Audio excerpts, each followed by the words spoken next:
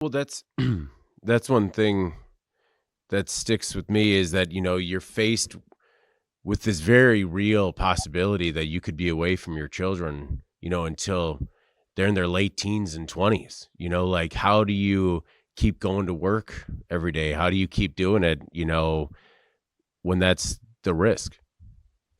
Um, Definitely because of what I had been through in the system, most of the people at the time, um, doing what I was doing had been marginalized in some ways. Dennis Perone did what he did because his partner and everyone that he loved was dying of AIDS. And nobody, especially our government, wanted to provide any help.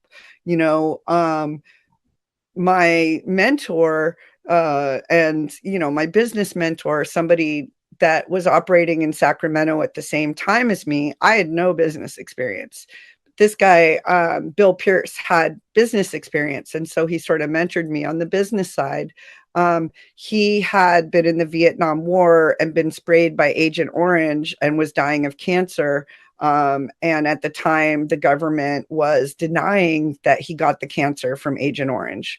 So it was, I feel like a lot of times when people go through things like that, you can take your anger at the system and your, trauma from the system and self-destruct, and so um for me, this was the healthiest way I feel like to deal with that trauma was to try to change things.